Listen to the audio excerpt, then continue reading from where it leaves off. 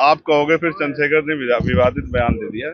सच को आंच नहीं होती। मैंने बहुत दिन पहले कहा था कि ये जिस तरह आस्था का इवेंट बनाया जा रहा है, इसका खामियाजा भुगतना पड़ेगा। लेकिन भुगतना किसको पड़ा? जनता को। अगर इस तरह से किसी को मोक्ष मिलता है तो हिंदू संस्कृति के अनुसार तो मोक्ष के लिए आदमी सैकड़ों सैकड़ों साल तपस्या करता है, तमाम तरह के त्याग करता है। तो फिर जो औरों को मोक्ष देने की बात करते हैं, पहले उनको ही मोक्ष ले लेना चाहिए। जिन्होंने ये घटिया टिप्पणी की, वो सरकार हो या कोई धर्माचार्य हो, मैं ऐसे लोगों को बहुत जिम्मेदार से कहता हूं कि देश को भी आपकी जरूरत नहीं, आपको भी। और ये जनता, जिस जनता को आपने ये दर्द दिया है मुख्यमंत्री जी, ये जनता आपको भी बहुत जल्द मोक्ष देगी उत्तर प्रदेश से निकाल के। मेरी बात को आप याद रखें। आप ये समझिए, किसी ने अपना बेटा खो दिया, किसी ने अपना पति खो दिया, किसी ने अपना भाई खो दिया, किसी ने अपनी बच्ची खो दी, किसी ने अपनी बहन खो दी। एक सुई नहीं बर्दाश्त कर सकता आदमी। और आप फोटो नहीं देख पाओगे मेरे फोन में, गोरखपुर के लोग, क्योंकि मैं वहां चुनाव लड़ के आया था, वहां के लोगों ने भेजे मुझे, आप फोटो नहीं देख पाओगे। यहां से नीचे का शरीर नहीं है, इस तरह चिकले गए हैं और जानवरों की तरह उठा के फेंक दिए गए। और एक ही मीडिया की रिपोर्ट है कि 1500 लोग मिसिंग है और छिपा रहे हो। और मैंने अभी ये बताया, कोलकाता के लोगों को कोलकाता भेज रहे हो, बंगाल के लोगों को बंगाल भेज रहे हो, हरियाणा के लोगों को हरियाणा भेज रहे हो, कि पूरा सिस्टम सिर्फ लाशों को इधर उधर भेज के संख्या कम करने और आंकड़े छिपाने पे लगा रहा, जो सिस्टम कहता है कि हम बहुत अच्छी कानून व्यवस्था है। मैं बड़े दुख तकलीफ के साथ उन परिवारों के प्रति संवेदना प्रकट करता हूं और कुदरत से प्रार्थना करता हूं कि उनको दुख सहने की शक्ति दें। इसका दुख के समय में मैं उनके लिए, क्योंकि मैं उस शक्ति में नहीं, वरना तो उनको न्याय दिलाने के लिए जो भी इसमें आरोपी है, जिनकी लापरवाही से, उन पर भी कार्रवाई करता और कम से कम 1-1 करोड़ रुपए का मुआवजा उन परिवारों को देता जिन परिवार ने अपने लोग को। 3000 लोग अपनी लाशें ढूंढ रहे हैं, इनका आंकड़ा है कि सिर्फ 30-40 मौतें हुई हैं। सर, इनका बस चलेगा तो ये कफन छिपा लेंगे। आप देख तो लो, सत्ता में बीजेपी के लोग हैं, मुख्यमंत्री कुर्सी बचाने के लिए एडी चोटी का जोर लगा रहे हैं और कोशिश कर रहे हैं कि धर्माचार्य उनके पक्ष में बयान दे। और कुछ धर्माचार्य सीमाओं को लांग के कर भी रहे हैं, लेकिन अच्छे धर्माचार्य भी हैं जो स्पष्ट सवाल खड़ा कर रहे हैं। अभी आप जिस तरीके से पापियों के बारे में बताया था कि पापी जाते हैं लाने के लिए, तो विपक्ष आधे से ज्यादा गया वहाँ पे, तो क्या मानते हैं कि विपक्ष में भी पापी की जैसे मीडिया के लोगों ने चलाया वो।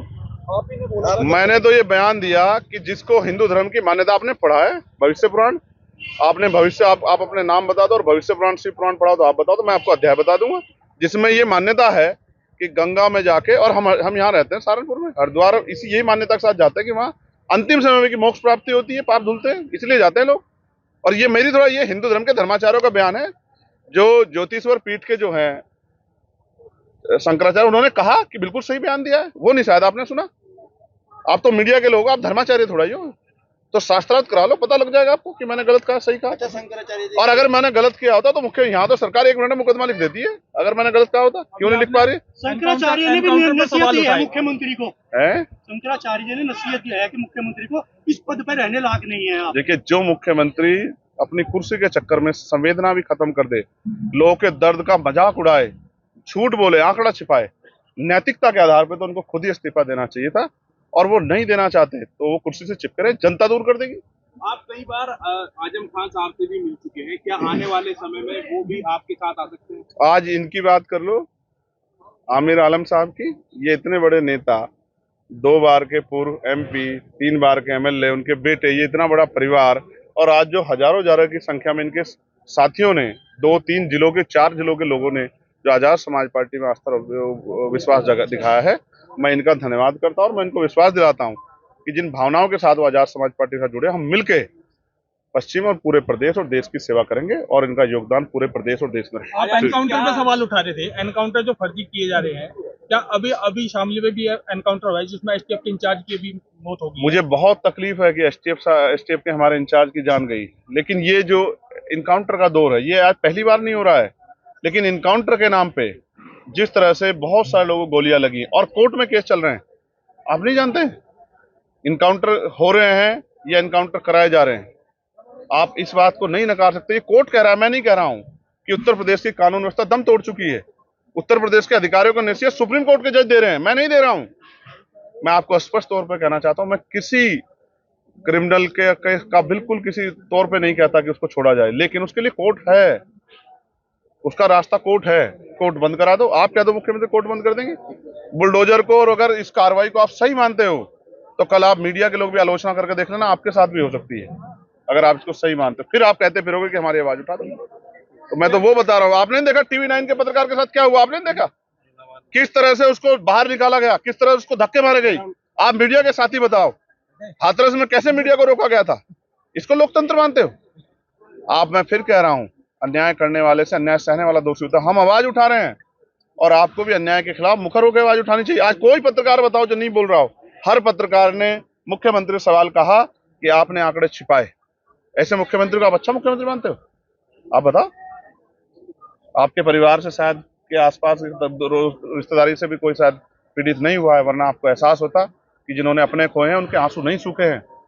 और मुख्यमंत्री जी खोरी राजनीति कर रहे हैं, सिर्फ आंकड़े छिपाने पे लगे हुए।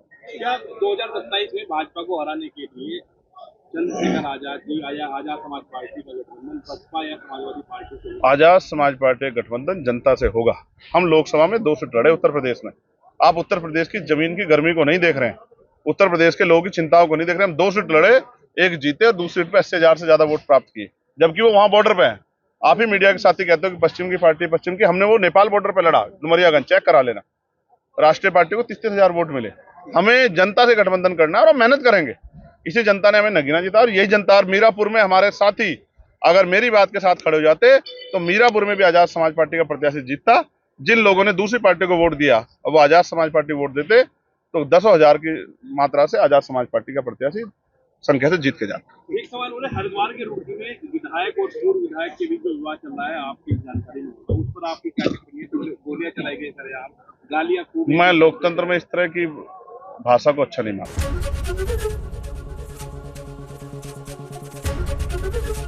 ABP गंगा, खबर आपकी, जुबान आपकी।